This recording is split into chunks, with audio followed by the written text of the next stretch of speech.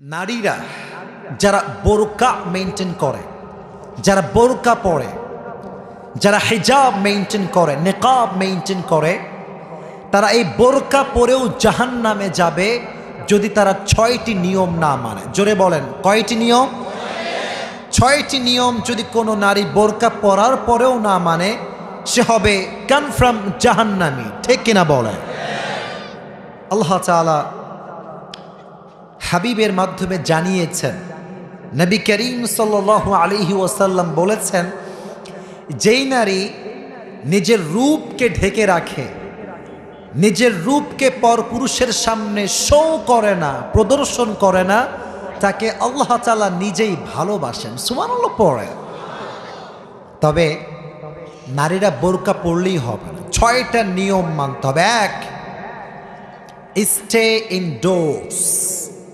Stay indoors, শুধুমাত্র বোরকা পরলেই হবে না, ঘরে অবস্থান করতে হবে, কোনো প্রয়োজন ছাড়া ঘরের বাইরে যাওয়া যাবে না।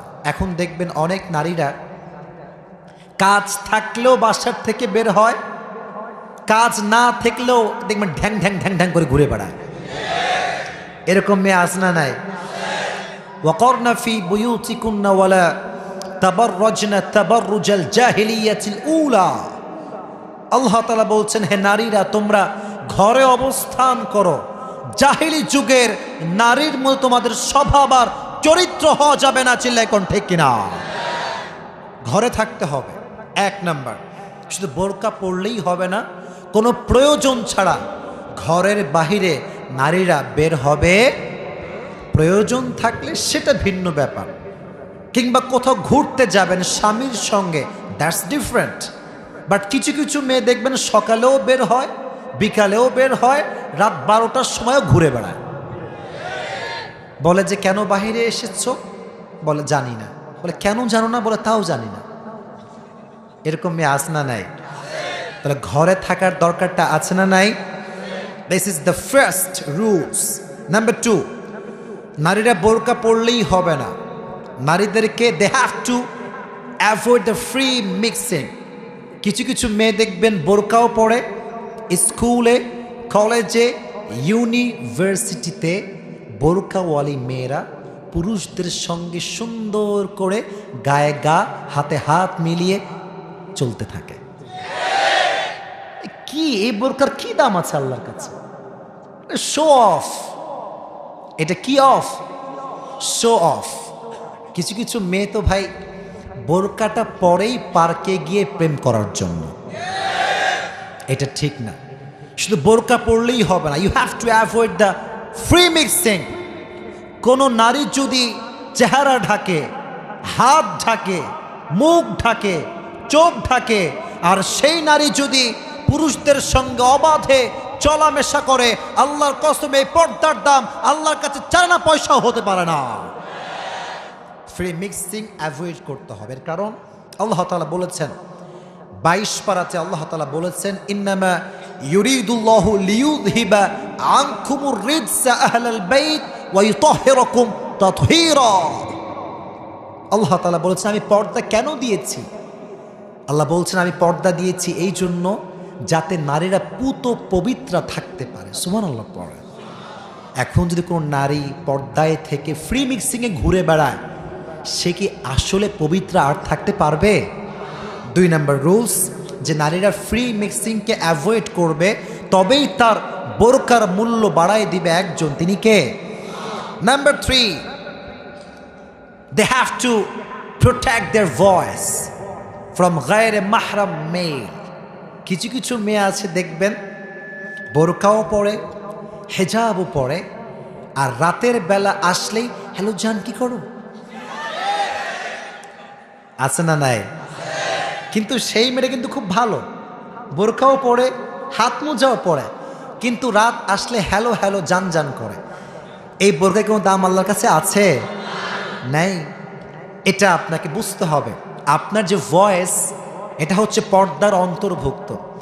আর কিছু কিছু মেয়ে আছে দেখবেন এই ভয়েসটা স্বামীর সামনে যখন যায়, কই থেকে আসছো, কি করে বেড়াও, কাজকাম নাই, স্বামীর সঙ্গে এই ব্যবহার।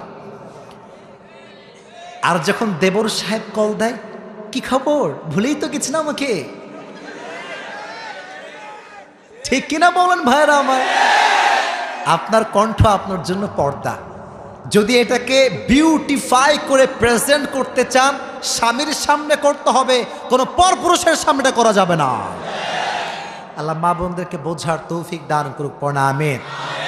নাম্বার 4, যদি কোন নারী বোরকা পরে, বোরকা পরলেই শুধু হবে না, তাকে তার চোখটা হেফাজত করতে হবে।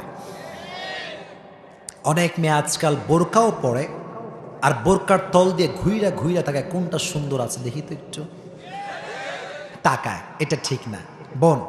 আপনি নারী হয়েছেন মানেই আপনাকে কোনো পুরুষের দিকে লালসার চোখে তাকানো যাবে না। যেমন ভাবে নারী তাকাবে না, তেমন ভাবে পুরুষও তাকাতে পারবে না। আর আয়াত তো আছেই, ওয়াকুল লিল মুমিনিনা ইয়াগুযু মিন আবসারিহিম ওয়া ইয়াহফাযু ফুরুজাহুম। পুরুষ যখন কোন নারীর দিকে চোখ পড়বে,